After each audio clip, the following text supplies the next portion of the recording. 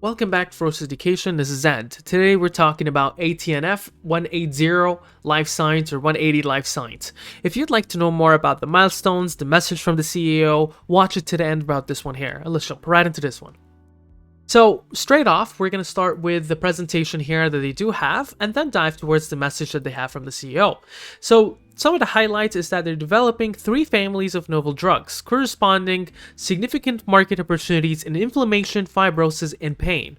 There's multiple programs in synchronized stages of development and numerous near-time inflection points of anti-TNF programs. One program late stage is in Phase IIb/3 trial and 2 additional Phase II clinical trials projected to start in Q3 2021 and Q2 2022. So a quick thing, the Q3 2021, this one is coming up closely. And they also have a strong intellectual property portfolio with a long lifespan providing coverages up to 2039. And then the next thing here, scientific team and founders are pioneers with proven track records in discovery from University of Oxford, Hebrew University, and Stanford University. And so they have the leadership boards around here. They're moving on as well in terms of the pipeline. And we see here, you have fibrosis and anti-TNF. So for phase 1 to 2, this one's going phase 2 to 3 in results released up in around Q4 2021. Frozen shoulder. The estimated start is Q3 2021, so that's really close, going on towards Phase 3. And POCD starts in Q2 2022. And in terms of NASH, in terms of being preclinical, you're looking into started in Q2 2022, so that is something where the PR is going on, right? So there's multiple different PRs because they have massive pipeline compared to some other ones that have ranked significantly. And then you also have the CSACs. We don't really have anything going on until 2022. And the A7 and ACHR, that's ongoing still. And we move on towards clinical stage lead programs, fibrosis and anti-TNF. And you're looking into early stage disease patent issued in phase 2b/3, results expected in the fourth quarter of 2021. And phase 2 clinical trials for frozen shoulder, Q3 2021. The post-operative cognitive decline POCD patent issued in phase 2 clinical trials projected in Q2 2022. And the live fibrosis in Q2 2020. So Q2 2020 that already started, so we might get something later on as well. And we're going to move on towards relating a little bit towards the milestones. We get to see some statistical data and how they are just significant. Results are expected in Q4 2021, again for phase 2b/3. And we're going to move on all the way down. There's a lot of information, but all the way down to the timing. Again, phase 2b/3 results in Q4 2021. Frozen shoulder, phase 2 launches in Q3 2021, and the phase 2 results in Q4 2023. And phase 1 launches Q3 2022 for chronic pain. And POCD, the launch is in Q2 2022 with the results Q4 2024. So we get a bit of an idea about everything that's going to happen later on. In terms of the ownership itself, the basic market cap currently is around 132 million.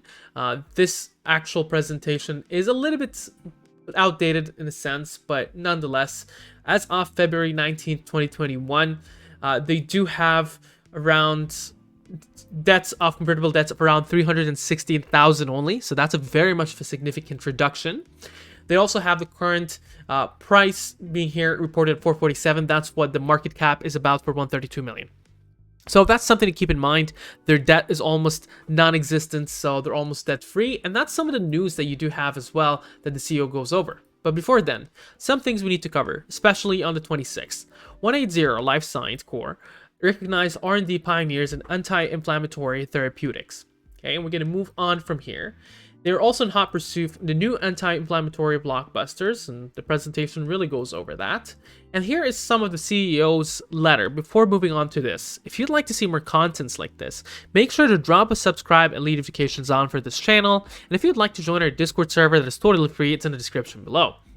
And so here's some of the things that I'm highlighting from their the CEO message, saying they have completed $11.7 million private placement, and we are pleased to report that the company convertible debt of over $5 million has now been reduced to just $316,000. We also inherited preferred equity of $3 million, which has been fully converted to equity. With $11.7 million placement or private placement that company closed in February 2021, we further strengthen our balance sheet and are able to expedite some of our clinical trials which are not funded by grants. We anticipate reducing a portion of accrued salaries held by insiders in the near future into convertible notes or convertible stocks. And they do go ahead and highlight some of the expertise they have, as well as what they're expecting on for coming up in 2021 and 2022 onwards. But basically, it's the same information that I did cover. Now, one thing that is really bullish that we see later on is institutional buyers. Institutions are loving this one for some reason. We see a really bullish indicator here. Vanguard having almost around 11% combined between the group Inc. and index fund. And you see a lot of institutional buyers, almost millions and millions of shares, which is quite interesting to see institution loving a stock like a pharma stock, including also Wells Fargo and some bigger names in here and there. Vanguard as well, again, is here. Citadel Advisors. You're seeing other ones as well. So it's definitely very interesting, and we can move on now towards the technical analysis from this point on.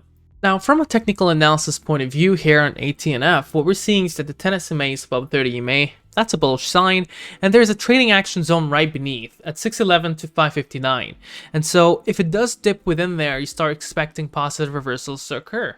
And in this sense here, in terms of the ADX, what we're seeing is that this is an actual possibility of a stronger trend forming here. And the MACD is positive, yet is a little bit sloppy, so it is indicating that there's a potential more of an accumulation than anything, but the market has been sloppy in general. And momentum, it is above zero, and that's a bullish thing. Now, another thing we need to look at is the moving average bands. Now, there's been a massive jump on the 26th of March and quickly faded away as it corrected back down.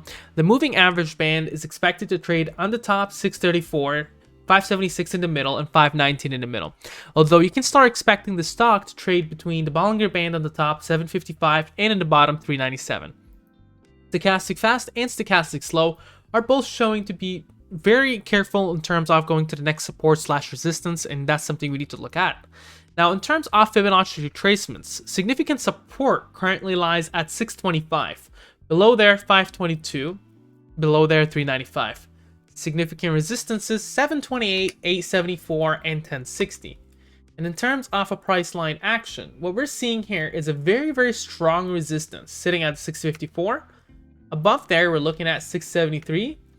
Above there, you're looking at 698, and then up to 725, and then up to 766. Significant supports, we're looking at 642, and then next 615, 588, 548, and then we dive a little bit down towards this level here at 498, and then a very strong one at 411, and then another strong one at 396. Now we can start dissecting what happened on the 26th of March to try to understand whether this move was normal. And you get to see a lot of it happen in the extended hours, up to 1475. Extended hours means lower asks and bid walls, and manipulation can happen there. So that might be a little bit of a pump and dump based on actual good information about this one, and that's where traders come in. They buy around here, some traders, and pump it up, and they pump it up all the way in extended markets. And then once the correction happens, it drops back towards where investors think it's more likely to be around. So it's definitely not, MMs or market makers controlling the market or whatnot. It's more of just where the price point is more realistic to be. But what you're looking for is a slow growth, and this one is good at it. Take a look into this. 6 months, 1 day. It's actually slowly growing. You don't need this parabolic effect overnight because usually it fades away. Comes to the question to Ed, what do you think about this one? One, it's a pharma. There's a lot of risks related to pharma. As long as you understand that, that's okay. It has a lot of pipelines, and the pipelines, in terms of good results, will see jumps here and there. Overall, it's still an uptrend that looks to be interesting. It's a new company in terms of under the market. It has a strong channel looking somewhere around this, or at least a trend line, a strong trend line at the bottom. As long as it stays above there, I'm happy. It's an interesting speculative play, and it definitely has a lot of pipelines and PRs to come. What do you think about the sticker? Make sure to mention down in the comments below. Share, subscribe, and like. Have a wonderful day.